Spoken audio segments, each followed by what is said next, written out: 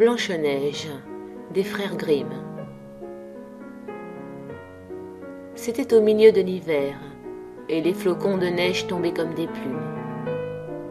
Une reine était assise près de sa fenêtre au cadre d'ébène et cousait.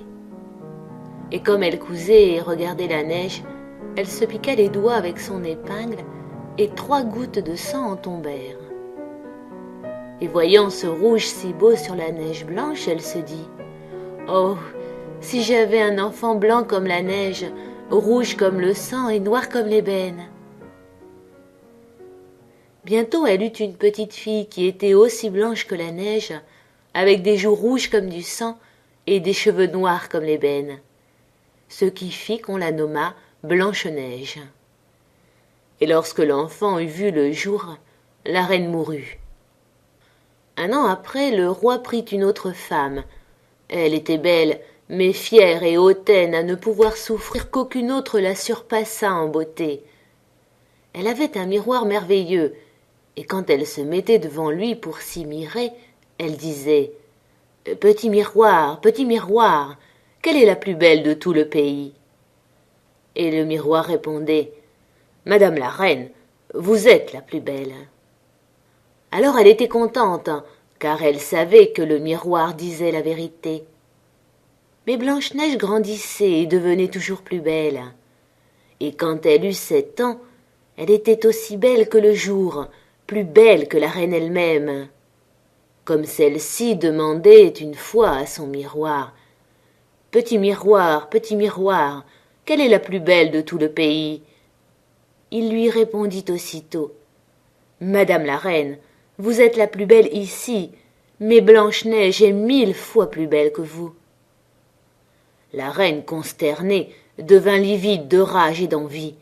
Depuis ce moment, la vue de Blanche-Neige lui bouleversa le cœur, tant la petite fille lui inspirait de haine. L'envie et la jalousie ne firent que croître en elle, et elle n'eut plus de repos ni jour ni nuit. Enfin, elle fit venir son chasseur et lui dit « Portez l'enfant dans la forêt, je ne veux plus la voir devant les yeux. Là vous la tuerez, et vous m'apporterez son foie et ses poumons comme preuve de l'exécution de mes ordres. » Le chasseur obéit et emmena l'enfant avec lui. Et quand il eut tiré son couteau de chasse pour percer le cœur de l'innocente Blanche-Neige, voilà que la petite fille commença à pleurer et dit « Mon bon chasseur, laisse-moi la vie, je courrai dans la forêt sauvage et ne reviendrai jamais. » Elle était si belle que le chasseur eut pitié d'elle et dit « Va, pauvre enfant. » Il pensait en lui-même « Les bêtes féroces vont te dévorer bientôt. » Pourtant il se sentit le cœur soulagé d'un grand poids à l'idée qu'il avait pu se dispenser de l'égorger. Et comme il vit courir devant lui un marcassin, il le tua, en prit le foie et les poumons, s'en fut les présenter à la reine qui les fit bien assaisonner et cuire. Et la méchante femme crut manger la chair et le sang de Blanche-Neige. Pendant ce temps, la pauvre enfant errait toute seule dans l'épaisse forêt, et elle avait si grand-peur qu'elle regardait d'un air inquiet tous les arbres et toutes les feuilles, ne sachant où trouver du secours. Puis elle se mit à courir sur les pierres pointues et sur les épines, et les bêtes féroces bondissaient à côté d'elle, mais sans lui faire aucun mal. Elle courut aussi longtemps que ses pieds purent la porter jusqu'à la brune, et elle aperçut alors une petite cabane où elle entra pour se reposer. Tout dans cette cabane était petit, mais si gentil et si propre qu'on ne saurait le décrire.